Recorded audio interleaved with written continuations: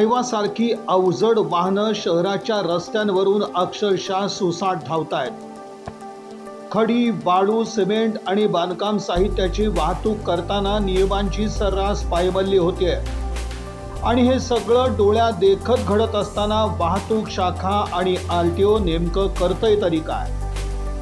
शहरातील रस्त्यांवर दुचाकीस्वारांच्या कागदपत्राची तपासणी होते, हेल्मेटवर कारवाई होते, वाहतूक नियम मोडल्यास दंड केला जातो। कारवाई व्हायलाच हवी याबाबत दुमत नाही, पण प्रश्न एवढाच आहे, ज्या अवजड हायवा वाहनांमुळे दुचाकीस्वारांसह रस्त्यावरील प्रत्येक नागरिकाच्या जीवाला मोठा धोका निर्माण होतोय, त्या वाहनांवर तितक्याच गांभीर्यानं कारवाई होते का?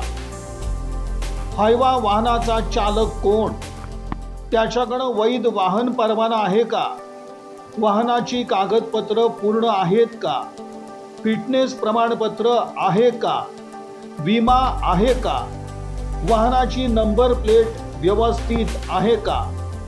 क्षमतेपेक्षा अधिक माल वाहून नेला जातोय का? माल वाहतूक करताना नियमाप्रमाणे जाळी लावलेली आहे का? आणि सर्वात महत्त्वाचं म्हणजे या वाहनाचा खरा मालक कोण? या सगळ्याची तपासणी होते तरी कुठं?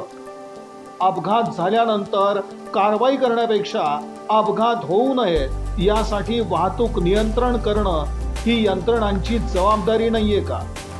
आज शहरात दुचाकीस्वारांवर कारवाई करताना वाहतूक शाखा सक्रिय दिसते।